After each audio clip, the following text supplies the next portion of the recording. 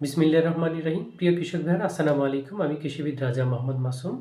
আজকে ইমিডাক্লোরপিড গ্রুপের একটি কীটনাশক নিয়ে আমরা কথা বলবো। ইমিডাক্লোরপিড গ্রুপের কীটনাশক। এই ইমিডাক্লোরপিড গ্রুপের কীটনাশক কীভাবে কাজ করে, কোন কোন প্রকার এগেনস্টে সেটা কাজ করে, এটার মাত্রা বা ব্যবহার বিধি এই সম্পর্কে আমরা কথা বলবো।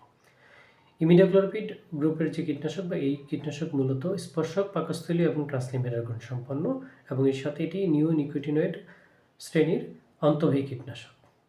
অর্থাৎ আমরা যখন এটি স্প্রে করব, স্প্রে করার সাথে সাথে গাছ কী করবে, পাতা এবং শিকড়ের মাধ্যমে শোষণ করে নেবে এবং সর্বত্র ছড়িয়ে পড়বে। এবং এটি এই অন্তঃবাহী সম্পন্ন হওয়ার কারণে আমরা যখন স্প্রে করব সেটা গাছের ভিতরে প্রবেশ করবে এবং রসের সাথে মিশে পুরো গাছকে বিষাক্ত করে তুলবে। তো আমরা এই বিস্তারিত আলোচনা যাচ্ছি। এর আগে আমরা বলে নিচ্ছি যে এই ইমিডাক্লোরপিড গ্রুপের কীটনাশক শোষক পোকার ক্ষেত্রে খুবই গুরুত্বপূর্ণ। শোষক পোকার এগেনস্ট এটা 100% কার্যকরী।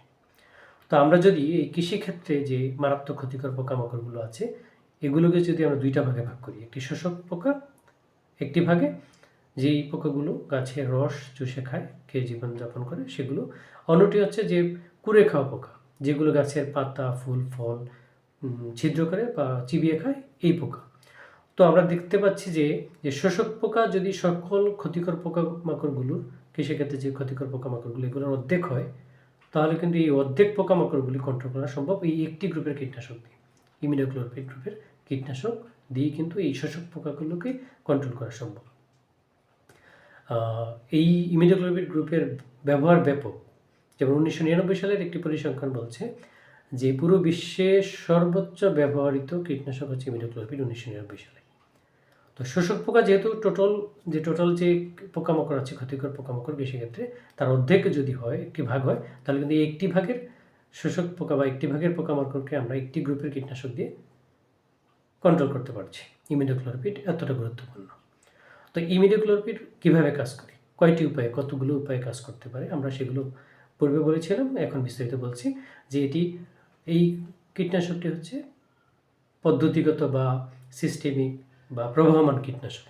যদি আমরা স্প্রে করার সাথে সাথে কিন্তু ছড়িয়ে পড়বে, অর্থাৎ পুরো গাছে ছড়িয়ে পড়বে। এটি পাতা এবং শিকড়ের মধ্যে শুষে নেবে এবং পুরো গাছে ছড়িয়ে যাবে, পুরো গাছটি বিষাক্ত হয়ে যাবে তার সিস্টেমিক গুণাগুণের কারণে। আর যখন পুরো গাছটা বিষাক্ত হয়ে গেল, কোনো শোষক পোকা যদি সে গাছ থেকে বা পাতা থেকে রস চুষে খায়, এই শুষে খাওয়ার পরে সেটা পাকস্থলিতে গেল, পাকস্থলী বিষাক্ত হয়ে কিন্তু পোকাটা আক্রান্ত হলো, মারা গেল। আর যখন আমরা স্প্রে করলে যদি গাছের পোকার উপরে যদি স্প্রেটা হয় পরে, বা পোকা যদি এই কীটনাশকের স্পর্শে আসে, তখন কিন্তু পোকাটা আক্রান্ত হবে। এবং ট্রান্সলিমিনার গুণসম্পন্ন বলা হয়েছে, অর্থাৎ আমি যখন স্প্রে করলাম গাছের পাতার উপরের দিকে পড়লো, নিচের দিকে লুকিয়ে অনেক পোকা, শোষক পোকা রস চুষে খায়, সেগুলো সিস্টেমিক হওয়ার কারণে কিন্তু এফেক্টেড হবে। তারপরেও এটা ট্রান্সলিমিনার গুণ সম্পন্ন হওয়ার কারণে পাতার উপরের স্তর থেকে অটোমেটিক সেটা নিচের স্তর পর্যন্ত এই ওষুধটা পৌঁছে যাবে, ট্রান্সলিমিনার গুণ সম্পন্ন হওয়ার কারণে। আর এই ইমিডাক্লোরপিড পোকার কীভাবে পোকাকে আক্রমণ বা কীভাবে পোকাকে ক্ষতি করে, এই ইমিডাক্লোরপিড নিওনিকোটিনয়েড শ্রেণীর বলেছিলাম, সেটি হচ্ছে পোকার নার্ভ সিস্টেমকে অ্যাটাক করে, স্নায়ুতন্ত্রকে অ্যাটাক করে, স্নায়ুতন্ত্রের বিকল করে তোলে, আলটিমেটলি পোকাটা মারা যায়।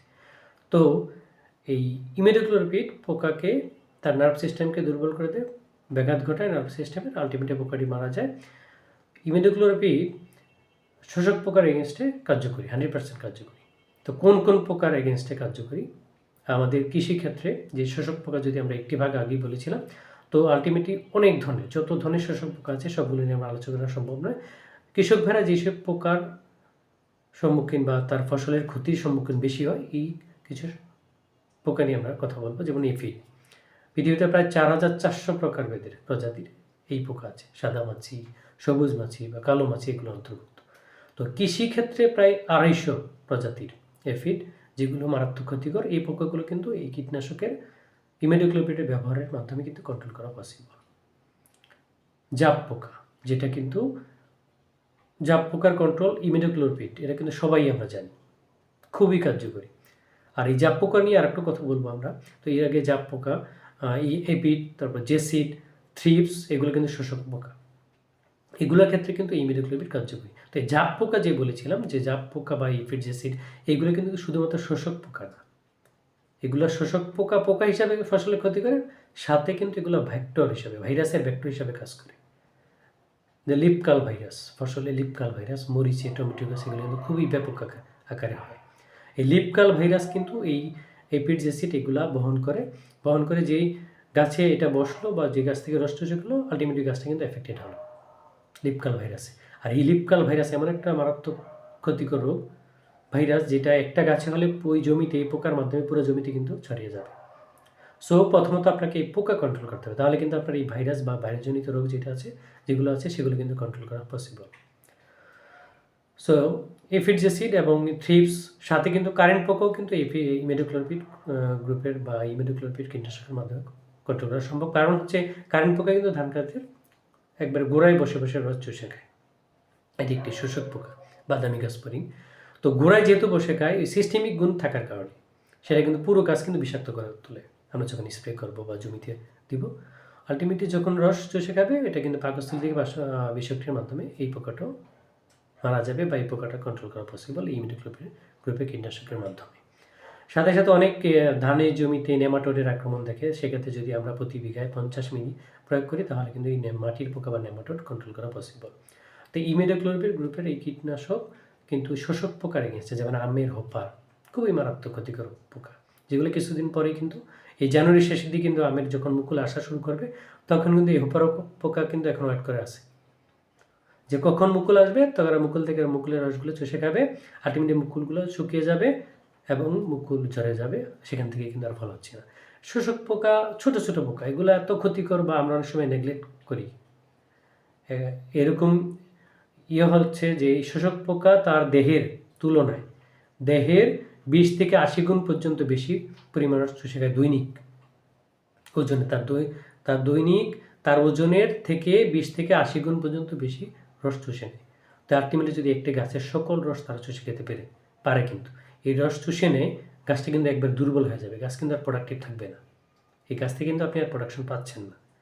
শোষক পোকা কিন্তু খুবই মারাত্মক ক্ষতিকর। এটি শুধু পোকা হিসাবে নয়, এটি কিন্তু রোগের বাহক হিসাবেও কাজ করে। সো এই পোকাকে কন্ট্রোল করতে হবে আমাদের। আর এই পোকা কন্ট্রোলের জন্য, শোষক পোকা কন্ট্রোলের সবচেয়ে কার্যকরী কীটনাশক হচ্ছে ইমিডাক্লোপিড গ্রুপের কীটনাশক। এবং এই কীটনাশক বাজারে 2টি ফর্মুলেশনে পাওয়া যায়, একটি হলো 20 লিকুইড এবং একটি হলো 70 WDG বা পাউডার, যেটা গ্রেনুলার। ঠিক আছে, তো আমরা যদি 20 সেটা আমরা 0.5 মিলি প্রতি লিটার পানিতে মিশিয়ে স্প্রে করতে পারি, অথবা আর যেটা 70 WDG গ্রেনুলার, সেটা হচ্ছে হোয়াইটেবল গ্রেনুলার, যেটা WDG, সেটা আমরা 2 গ্রাম প্রতি 14 লিটার পানিতে মিশিয়ে স্প্রে করতে পারি। এই শোষক পোকার জন্য ইমিডাক্লোপিড গ্রুপের খুবই কার্যকরী। ঠিক আছে, গ্রুপারি আশা করি সেভাবে যদি আপনারা প্রয়োগ করেন, তাহলে কিন্তু আমরা এই শোষক পোকার ক্ষতির হাত থেকে ফসলকে রক্ষা করতে পারবো। আশা করি কৃষক ভাইরা উপকৃত হবেন। ধন্যবাদ সবাইকে। আসসালামু আলাইকুম।